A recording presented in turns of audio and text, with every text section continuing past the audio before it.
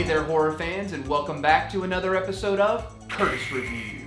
Today we're diving back into one of the most well-admired films of the Halloween franchise, Halloween 4: The Return of Michael Myers. A personal favorite of mine in the series, this film is often praised for a unique quality, self-awareness. In addition, we won't be discussing the usual jump scares and gore. Instead, we'll explore how Halloween 4 masterfully trades traditional horror for something even more spine-tingling. Dread. So grab your William Shatner masks, turn down the lights, and let's talk about Halloween 4: The Return of Michael Myers. 10 years ago, on the night of October 31st, a small Midwestern town fell victim to an escaped killer.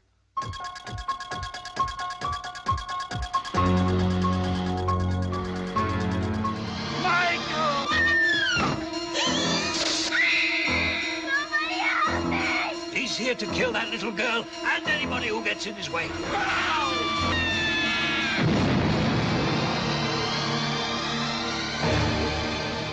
Halloween 4. Before we get into the nitty-gritty, let's set the stage. Halloween 4 was released in 1988, a full 6 years after Halloween 3, which had completely abandoned the Michael Myers storyline. Fans were eager for the return of the masked killer, and Halloween 4 knew it. It acknowledged the expectations, and this is where the film's self-awareness begins. Now, let's also clarify what we mean by dread. Horror typically relies on shocking, sudden scares to elicit fear, while dread is a slower, more lingering sense of unease. It's the feeling that something terrible is looming in the background, and it creates a constant underlying tension that keeps you on edge. Halloween 4 excels in building an atmosphere of dread from the very beginning. The film's setting in Haddonfield is familiar to fans, but it's shrouded in an eerie sense of anticipation. It was shot in Utah, which adds so much to the Midwestern vibe they're going for. The small town streets and suburban homes become a canvas for dread, as we know what horrors await within them. What makes Halloween 4 so special is how much it acknowledges its own legacy. It's well aware that it's a sequel to a beloved classic, and it doesn't try to reinvent the wheel. Instead, it pays homage to the original Halloween, emulating its tone and atmosphere, but with a fresh twist. When I rewatched this movie, I kept thinking it felt more like a trailer for a Halloween movie than an actual Halloween movie, which I'd probably compare today to a movie like Star Wars: The Force Awakens. It may also have something to do with the way the movie's shot, with so many scenes feeling pinched and closed in due to the aspect ratio. There's also a lot more loudness and explosions in this movie, and it just feels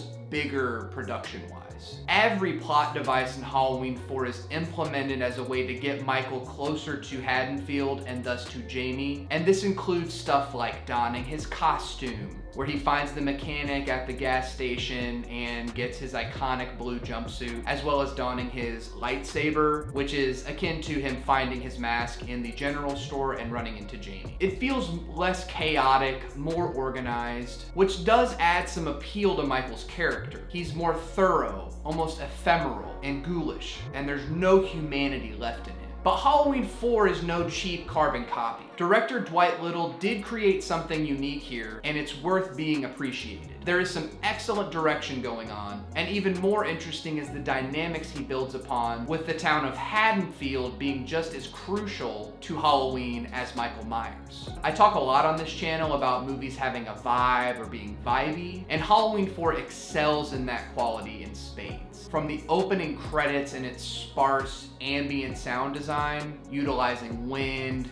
ambient noise, and just quietness to elicit a sense of dread and fear. Beyond Alan Howarth's music, Halloween 4 utilizes environmental sound to its advantage. The rustling of leaves, the creaking of doors, and distant footsteps create a sense of unease, making even the quietest moments suspenseful. These subtle, realistic sounds further immerse us into the world of Haddonfield. Haddonfield feels like it has had new life breathed into it. There's two crucial shots in the movie that I really just want to talk about because I really love them. One is the scene where Loomis arrives at the gas station only to find that Michael has murdered everyone there. And there's a very, very well-placed misdirect where he's standing in front of a dark hallway. And you think Michael's gonna come out of there and go do his, stabby stab, but then the camera ends up panning and moving and zooming in across where we see Loomis and Michael lock eyes, and it is so chilling, really kind of nails in the relationship and the dread that Loomis is carrying with him that Michael has escaped from the sanitarium. Next is a scene that I don't think intended to be as visually beautiful and alluring as it is, but it's the one where Loomis and Sheriff Meeker are standing over a shortwave radio trying to get a signal so they can get help from the National Guard into Haddonfield. And the camera moves slower and closer as the tension starts to build, where at first they're kind of floating in this black ether only to show that they're in Sheriff Meeker's basement. This added such a cool noir comic book kind of quality to this scene in the movie, as well as adding to the already sort of ethereal, unreal quality of Halloween 4. One of the most significant aspects of Halloween 4's self-awareness is its characters. Jamie, Laurie Strode's daughter, is essentially the new Laurie Strode. She embodies the idea of generational trauma, and the film knows it. The characters discuss Michael Myers like he's an urban legend, and that meta reference reinforces the idea that he's become a symbol of fear in Haddonfield. Halloween 4 is filled with nods to the original, whether it's the return of Donald Pleasence as Dr. Loomis, the use of the iconic score, or the callbacks to the first movie. These self-aware nods remind us of the franchise's roots and pay respect to what came before. Danielle Harris as Jamie does pretty solid work as a child actor. There is a very dreamy quality that comes with a masked killer trying to kill a small child that makes it feel a little bit more dreamlike, almost like he's a Freddy Krueger kind of entity. It does end up nailing the fear that the original movie went with, even if it's a little bit more over the top and unintentionally funny. This is a ghost story and feels much less grounded than the 1978 Halloween. Donald Pleasence manages to harness a self-serious and dramatic performance, and as Dr. Loomis, his line delivery is just perfect. Donald Pleasence is the reason Halloween 4 works so well. I don't want anyone to have to live through that night again. He's gone. You're talking about him as if he were a human being. If you don't find him in 4 hours, I'm sure I will. If you want another victim, take me, Michael. God damn you. It was Michael Myers. He's come home to kill. I tell you, Michael Myers is here in this town. No! No! No! No! I found the script writing in this movie to be pretty sharp too. Everything made sense, it kept the movie flowing along, even if it was a little silly at times. And it's kind of a miracle that the movie makes any sense at all, given the amount of rewrites and credits that the story itself of the movie is credited to. Alan B. McElroy was given the main screenwriting credit, and he kind of came in right in the nick of time before a writer's strike at the time could have potentially pushed back production. Michael pulling the power lines down at the gas station and effectively totaling Loomis's car, which is a sequence that I couldn't help but laugh in reaction to, happens so that Loomis can't get to town quick enough to warn the townspeople of the danger that is to come. Jamie delivers a line, "Everybody's dead, I just want to go home," which is a chilling thing to hear a child say, and Loomis responds to this with, "You can't go home. It's the first place he'll look for you." It's hilarious that an adult man would say something like this to a child instead of coddling or try to soothe and protect her, but that's just what Loomis is here. He's treating Jamie with grave realism of the terror that is embodied in Michael Myers. Luckily in the film overall, Loomis is never reduced to a town crier. There's an implication that people in his field don't take him that seriously and mostly await his death so that his never-ending fear-mongering of Michael Myers can finally end. Which leads to another aspect of the movie that works in its favor, the very idea of fear-mongering.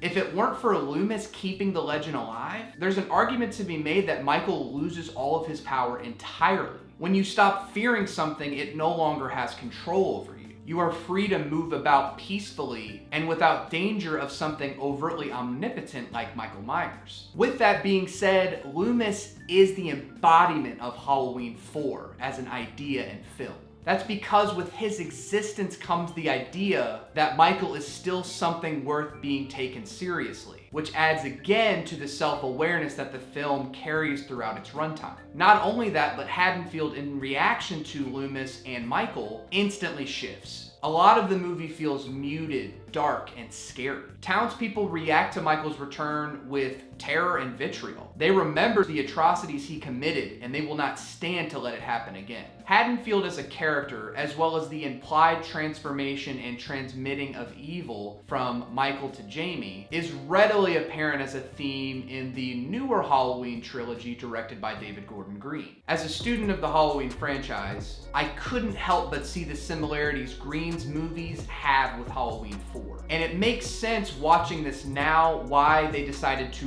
reboot the new 2018 Halloween movie as a direct sequel to the original 1978 movie. He was able to adapt elements from Halloween 4 into a new screenplay, which play out most effectively in the 2018 Halloween movie as well as the end of the trilogy, Halloween Ends. There's so many ideas that I could see Green potentially mined from Halloween 4 in his trilogy. And while I don't want to discredit Green's attention to detail and thoughtful filmmaking, the dread in some of the scenes in the 2018 Halloween movie feel right out of the Dwight Little playbook in H4. In conclusion, Halloween 4: The Return of Michael Myers takes a departure from traditional horror and instead offers an effective piece of dread and ambiance. Its atmospheric tension, methodical pacing, and subverted expectations create a sense of lingering unease that makes this film a well-admired classic in the Halloween franchise. Halloween 4's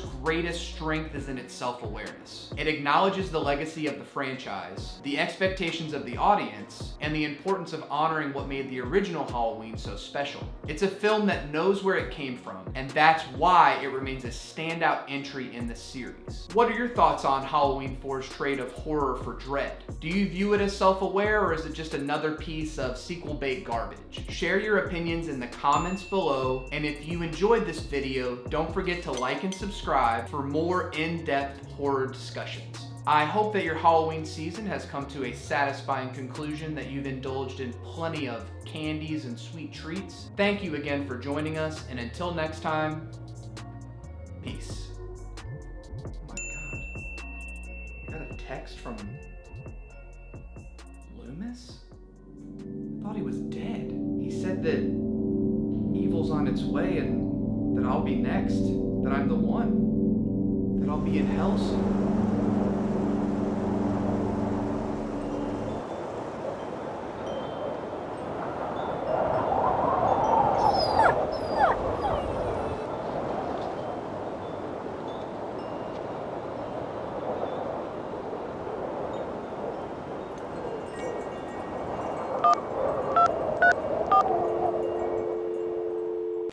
Mom, it's Haley.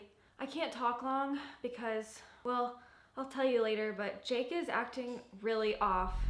There's this, evilness about him that I've never seen before. I'm really worried. No, it's something serious. It's different. I've never seen this before. It's just really off.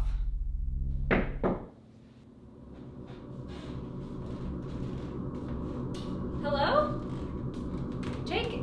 Is that you? Jake?